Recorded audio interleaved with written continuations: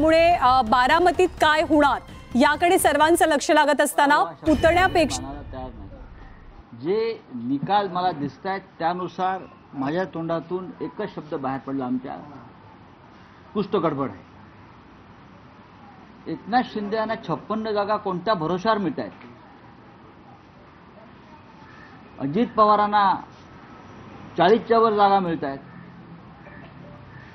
आणि असं काय देवेंद्र फडणवीस, मोदी आणि शहानी दिवे लावले इथे की त्यांना 120च्या वर जागा मिळतायत? महाराष्ट्रातलं वातावरण आणि महाराष्ट्रातला कल ज्या पद्धतीने होता, आम्ही फिरलोय, आम्ही ग्राउंडला होतो, जमिनीवर होतो. हा निकाल लोकशाहीचा कौल मानण्याची जी प्रथा परंपरा यापूर्वी आम्ही पाळलेली आहे, की लोकशाहीचा हा कौल आहे, आम्ही मानतो. पण हा कौल कसा मानावा हा या राज्याच्या जनतेलाही प्रश्न पडला असेल. शरद पवार साहेबांनी या महाराष्ट्रात तुफान उभं केलं होतं, बरं का? तुम्ही त्यांना 10 जागाही द्यायला तयार नाही. ते असं शक्य आहे का या महाराष्ट्रामध्ये? ही काय गडबड आहे हे आता सगळ्यांना कळेल. पण आम्ही हा निकाल जरी आला असला, हा निकाल जनतेचा कौल आहे असं मानायला आम्ही तयार नाही. जनतेचा कौल हा नव्हता. 100% मी सांगतो, जय पराजय हे होत असतात निवडणुकीमध्ये. जय पराजय, हार जीत लोकशाहीमध्ये हे होत असतं आणि त्याच्याविषयी आम्हाला काही म्हणायचं नाही. पण जे निकाल लावून घेतलेले आहेत, त्या लावून घेतलेल्या निकालावर माझ्यासारख्या लोकशाही मानणाऱ्या माणसाचाही विश्वास असू शकत नाही. राऊत साहेब, पण जे निकाल आहेत पूर्णपणे दिसतंय की लाडकी बहीण या योजने, मला असं वाटत नाही. म्हटलं जात होतं महाराष्ट्रामध्ये लाडके भाऊ, लाडके आजोबा, लाडके काका, लाडके मामा, लाडके दादा नाही आहेत का? आहेत ना. मी परत सांगतो की काहीतरी गडबड आहे आणि ही मोठी गडबड आहे. महाराष्ट्रावर अडाणीचं बारीक लक्ष होतं. विशेषतः काल अडाणीचा अटक वॉरंट निघाल्यानंतर अशा प्रकारचे निकाल येतील का अशी आमच्या मनात शंका होती. गौतम अडाणीला अमेरिकेतून काल जे अटक वॉरंट निघालं, त्यांच्यावर जे भ्रष्टाचाराचे आरोप झाले, ते अप्रत्यक्षपणे भ्रष्टाचाराचे आरोप हे भारतीय जनता पक्षावरच होते, शिंद्यांवर होते. कारण या निवडणुकीमध्ये सगळ्यात जास्त पैशाचा वापर आणि ताकद ही अडाणींनी लावली. आणि आता या निकालावरती गौतम अडाणीचा प्रभाव आहे का? कारण अडाणी, मोदी आणि फडणवीस, शिंदे वेगळे नाहीत. पण राऊतसाहेब, तुम्ही म्हणता की काहीतरी गडबड आहे, तर नेमकं तुम्हाला काय म्हणायचं आहे? मी पाहू ना आता ईव्हीएम मध्ये गडबड आहे की या पैशाचा वापर, ही गडबड? पैशाचा वापर झालेला आहे याच्याविषयी माझ्या मनात काही शंका नाही. तुम्हालाही माहिती आहे पैशाचा किती मोठ्या प्रमाणात वापर झाला. एकनाथ शिंदे यांचे सर्व आमदार कसे काय निवडून येऊ शकतात? अजित पवारांचे, ज्यांच्या गद्दारी विरुद्ध महाराष्ट्रात रोष आहे, ज्यांच्या बेईमानी विरुद्ध महाराष्ट्रात प्रचंड रोष आहे, शरद पवारांच्या सभांना, त्यांच्या प्रचाराला तुफान प्रतिसाद मिळाला, ते वादळ तुम्हाला दिसत नाही. पण आज जागा जिंकल्यावरती युतीचं वादळ म्हणताय तुम्ही. स्वतःला प्रश्न विचारा मीडियानं. मीडिया हा एक लोकशाहीचा महत्त्वाचा स्तंभ आहे. त्यांनी हा प्रश्न स्वतःला विचारावा, गडबड आहे की नाही. पण राऊतसाहेब, तुम्ही लोकसभा निवडणुकांचे निकाल मानले तर मग आम्ही लोकसभेचे निकालही मानले नाहीत. सॉरी, लोकसभेच्या निकालाचही गडबड झाली असं आम्ही मानतो.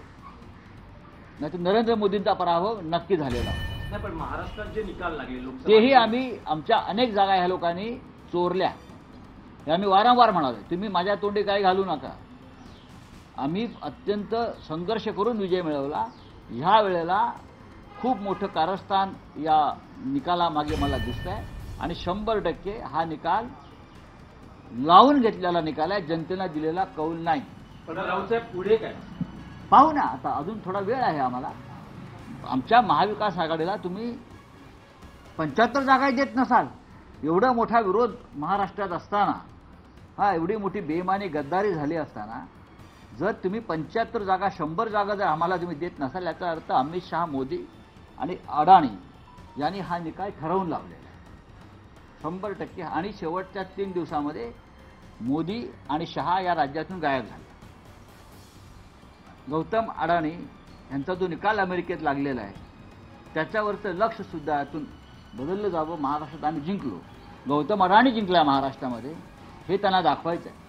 तर चंद्रकांतदादा पाटील म्हणतात की आमच्या पक्षांच्या नेत्यांचं मन मोठं आहे, उद्धव ठाकरेंचं आम्ही पक्षात आले स्वागत करू, त्यांना पश्चाताप झाला असेल तर त्यांनी परत यावं. काही गरज नाही तुमचं मन मोठं असण्याचं. बरं का, तुमचं कारस्थान मोठं आहे, तुमचं मन हेच तुमचं कपट आहे.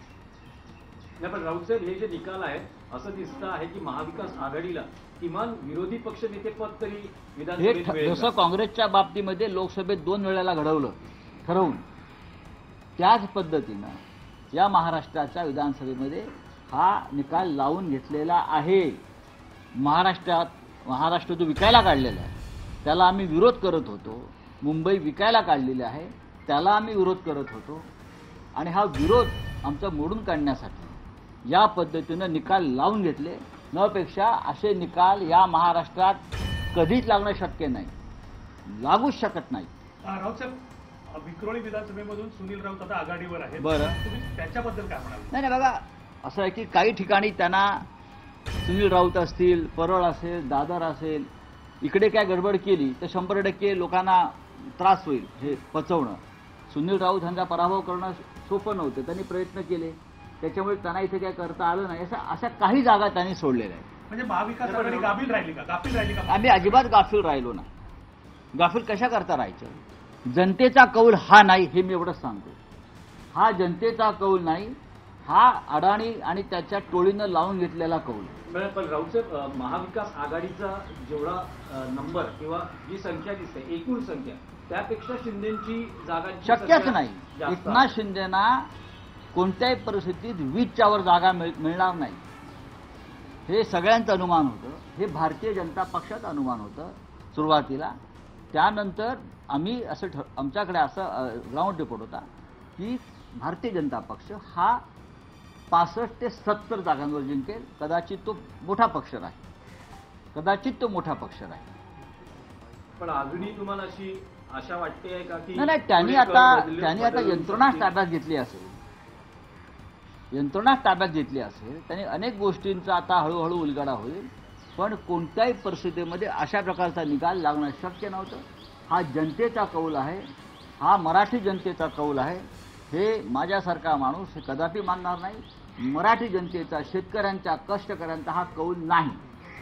सर, हिंदी में जानना चाहेंगे, चुनाव के नतीजों की गिनती शुरू हो गई है, फैसले जिस तरीके से सामने आ रहे हैं, महायुति जो है 121, बीजेपी की 121। बात ऐसे है भाई, जो नतीजे सामने आए उसके ऊपर मैं विश्वास रखने को तैयार नहीं.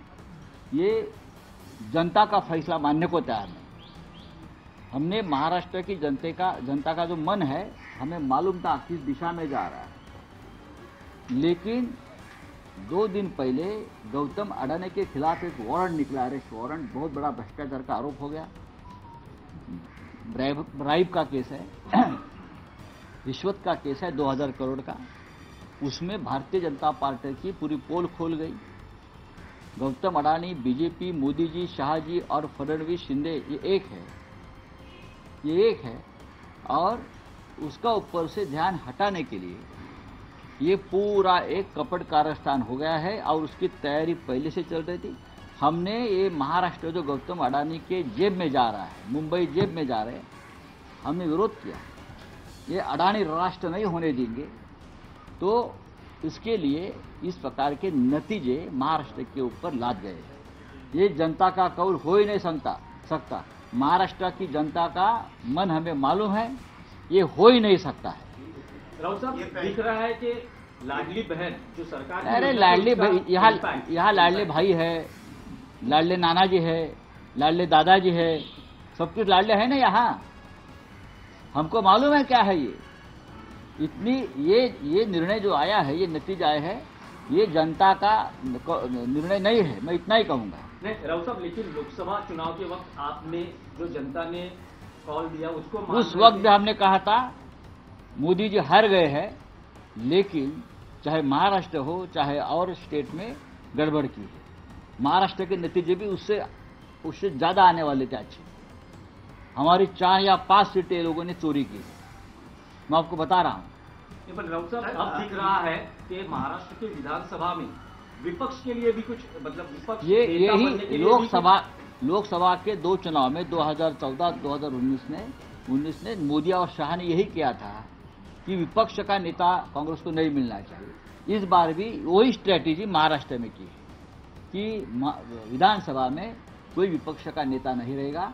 ये हमेशा बीजेपी की स्ट्रेटेजी रहेगी। लेकिन आप कह रहे थे कुछ गड़बड़ है। गड़बड़ तो है। गड़बड़ क्या है? मतलब अभी ईवीएम में गड़बड़ है या अरे भाई किस तरह से ठहरो, फंडिंग हुआ है पूरे उसमें नतीजे गड़बड़ है? आने तो हम बाद में बात करेंगे ना, क्यों नहीं करेंगे। पैसा तो ऐसा है कि हर चुनाव क्षेत्र में नोटों की मशीन लगाई थी। अरे शिंदे का एक भी उम्मीदवार सिटिंग एमएलए गिरता नहीं, और शिंदे ये बोल रहे थे हमारा एक भी सिटिंग विधायक गिरेगा नहीं।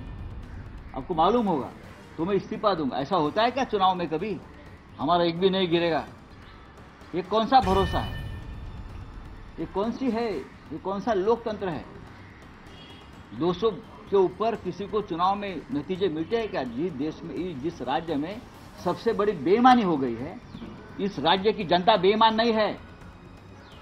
ये नतीजे ऐसे दिए आपने कि आपने राज्य को, जनता को बेईमान ठहराया है। नहीं, राउत साहब, इस राज्य की जनता बेईमान नहीं है। जो नतीजे आ रहे हो महाविकास आघाड़ी को कबूल है नहीं? नहीं। तो आगे की क्या भूमिका रहेगी महाविकास? नतीजे कबूल नहीं है। मैं मानता हूं जनता को भी नतीजे कबूल नहीं है। तर संजय राऊत म्हणाले कबूल नाही। तर संजय राऊतांनी सांगितलं हे निकाल आणलेले आहेत, हे दिलेले आहेत, जेवढे सगळे आरोप करता येतील तेवढे केले।